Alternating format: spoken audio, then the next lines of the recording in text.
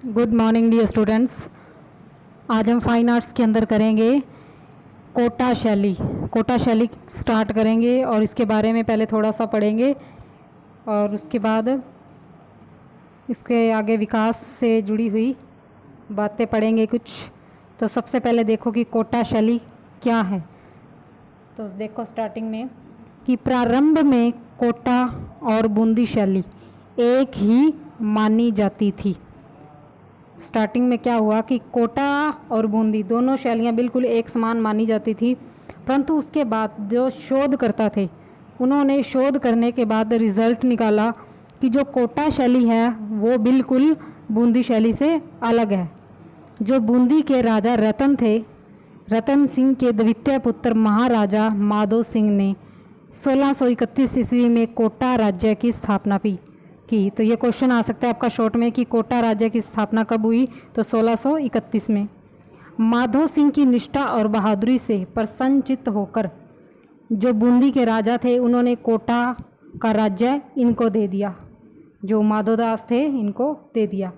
उसके बाद है कि कोटा बूंदी, कोटा राज्य जो है वो बूंदी राज्य का ही भाग था, परंतु कला शैली में राजा छत्रसाल की रुचि के कारण अंतर आ गया। दोबारा देखो इसको कि जो कोटा राज्य है वो बूंदी का ही भाग है, उसी का ही छोटा सा एक हिस्सा है, परंतु जो कला शैली है उसमें राजा छत्रसाल उनकी रुचि थी, उनकी रुचि के कारण इन दोनों में अंतर उत्पन्न हुआ। पहले ये समान थी लेकिन राजा छत्रसाल जो थे उनके कारण इसमें अंतर किया गया। कोटा और बूंदी शैली की जो तकनीक है चाहे कितनी भी मिलती जुलती है, परंतु कोटा में स्वतंत्र रूप से लघु और भित्ति चित्र बनवाए, परंतु उनमें बहुत अच्छा निखार था। जो बनवाए उनमें बहुत अच्छा निखार था। राजा छत्रसाल के समय 1666 के बाद राजाओं के व्यक्ति चित्र, राग रागनियों के चित्रों में निखार लाया गया। महिलाओं के चित्रों में स्नान करती हुई, अंगड़ाई लेती युवती हिरण, युवती चित्रण और बातें करती हुई, कहीं कहीं महिलाओं का शिकार करती हुई, महिलाओं का भी जो है शिकार करते हुए कहीं ना कहीं चित्रण किया गया है, जो बूंदी शैली से अलग विकसित कला है। तो ये इसी कला के कारण ही जो है बूंदी शैली, कोटा शैली जो है वो बूंदी से अलग है। तो ये था आपका क्वेश्चन नंबर 21। नेक्स्ट देखो क्वेश्चन आपका 22 क्वेश्चन में क्या है कि कोटा शैली के चित्रों की विषय वस्तु का वर्णन करना है। अब इनकी विषय वस्तु क्या थी, तो पहले कोटा शैली के बारे में हम थोड़ा सा पढ़ेंगे कि जो कोटा शैली थी वो बूंदी शैली का ही भाग है, इसलिए विषय वस्तु और विशेषताएं भी मिलती जुलती हैं।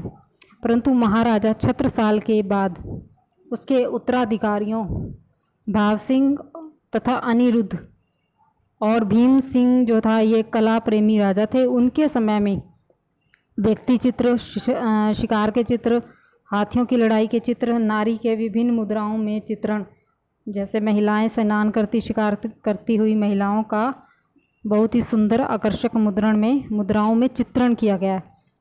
चित्रकार डालू ने, ये नाम है चित्रकार का, 1770 से 1787 10 साल के बीच जो है महारानी के लिए रागमाला के आधार पर 250 लघु चित्र बनवाए।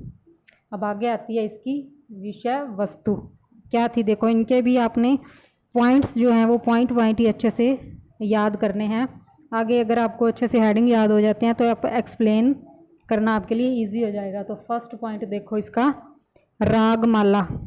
तो रागमाला में राग रागनियों का सुंदर ढंग से चित्रण किया गया है, परंतु राग रागनियों के व्यक्तिगत चित्रण में कोटा शैली की अलग पहचान है।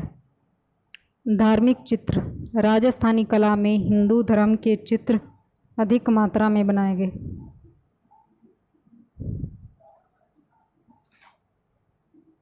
जैसे जैन धर्म के पोथी चित्र, भागवत पुराण। Thank you.